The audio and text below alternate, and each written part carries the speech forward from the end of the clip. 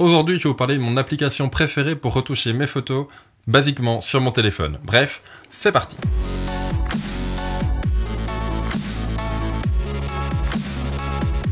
Bonjour à tous, je suis Pierre et vous êtes bien dans un nouvel épisode des éleveurs de pixels. Aujourd'hui, et comme dit dans l'intro, je vais vous parler de mon application favorite pour retoucher mes photos très basiquement sur mon téléphone. Clairement, c'est pas un programme de retouche très élaboré, ces photos que je retouche par mon téléphone ne sont pas destinées à mes clients ou même à mon site internet, c'est juste pour un Instagram ou pour partager vite fait comme ça. Clairement, des applis de retouche, il y en a énormément, VSCO, Instagram, même Lightroom qui est sur téléphone, qui est plutôt pas mal, on en parlera peut-être dans une prochaine vidéo. Moi, celle que je préfère, en tout cas pour l'instant, que j'utilise depuis plus d'1 an, c'est Snapseed. Snapseed, on le voit ici. Snapseed est pour moi la meilleure appli, tout simplement parce qu'elle offre des retouches basiques et assez légères. On oublie les énormes filtres complètement dégueulasses qu'on peut mettre sur les photos et qu'on voit sur Instagram.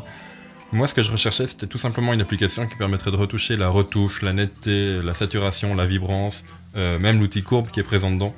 Vraiment, je trouve que cette appli est très complète, sans pour autant être trop complète. Je m'explique, elle n'est pas trop lourde, elle est gratuite. Point très important, elle est gratuite. Et comme je l'ai dit, on oublie tous les filtres glamour, etc. qui sont au final complètement dégueulasses. Quand on ouvre l'appli, on tombe là-dessus, on tombe sur cet écran-là, hop. Appuyez n'importe où pour ouvrir une photo, on y va, on appuie, on choisit une photo complètement random. Généralement, ce que je fais, vu que j'ai mon appareil qui est connecté en Wi-Fi, je prends une photo avec mon appareil photo forcément, et je transfère la photo sur mon téléphone de façon à pouvoir la retoucher grâce à Snapseed. Voilà, si je prends une photo assez basique, cette photo-là que vous avez déjà pu voir sur la page Facebook, c'est clairement une photo qui sera destinée juste au backstage, une photo prise avec mon téléphone, en plus qui vous est destinée, vu que c'était pour les éleveurs de pixels, en disant, ben voilà, je suis à Dublin pour le moment, je fais des photos d'archi, est-ce que ça vous tente ? Je me répète donc, cette photo n'a pas du tout pour but d'être envoyée à un client ou autre, c'était juste un backstage. Donc on ouvre la photo, on arrive sur le côté, on a le petit outil en bas à droite, qui ouvre une fenêtre de contrôle, une fenêtre d'outils. Je vais vous dire comment moi je retouche les photos grâce à Snapseed. Évidemment, il y a plein d'autres façons de faire et je vous invite à trouver votre façon de faire. Ce que je fais en premier, je descends, je scrolle l'écran de façon à arriver sur les filtres. Comme vous pouvez le voir, il y a différents filtres. Certains sont plutôt horribles, d'autres sont plutôt bons. Moi, un que j'aime bien, c'est le contraste tonal, qui permet vraiment de renforcer le contraste et la clarté de la photo sans pour autant être de trop. Pour valider, en bas à droite, on a le petit V, on valide, on voit la modification et l'enregistrer directement. Ensuite, ce que je fais, personnellement, je retourne sur les outils et je vais jouer plus personnellement. C'est-à-dire qu'on a l'outil retouche. On a l'outil retouche qui permet de gérer la luminosité, le contraste, la saturation, l'ambiance, les tons clairs, les ombres et la chaleur. Imaginons que je veux jouer sur la saturation, et bien une fois que je choisis l'option saturation, il ne me reste plus qu'à aller vers la gauche.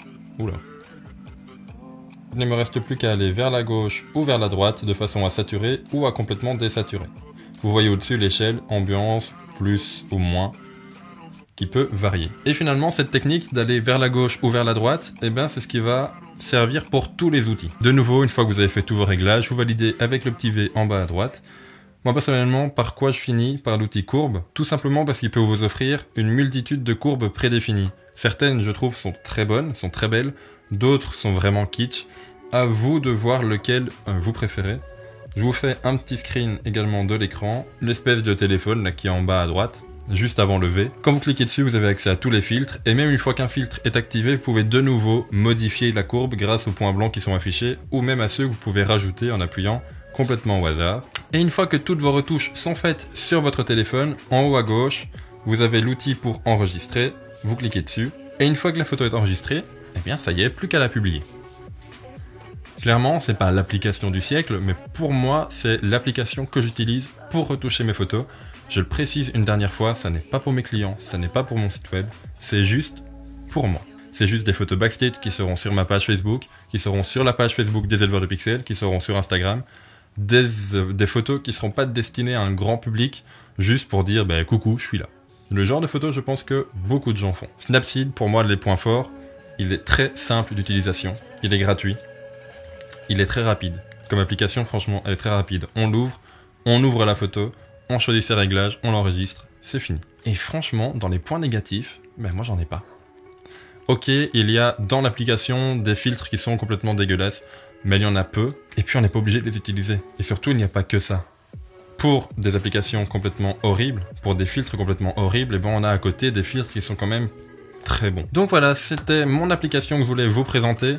Clairement, j'ai pas de part chez eux ou quoi que ce soit, ce serait peut-être bien même qu'ils me sponsorisent, mais bon voilà. Donc je ne vous pousse en rien à l'utiliser, c'est juste pour vous la conseiller. Et voilà, c'est déjà la fin de cette vidéo, j'espère qu'elle vous aura plu. Nous on se retrouve mardi pour un cours vidéo. Ça sort un peu de la norme. Si jamais vous ne savez pas pourquoi, allez voir la vidéo de mercredi. En attendant, sortez, faites des photos, prenez soin de vous. C'était Pierre pour les éleveurs de pixels. Ciao!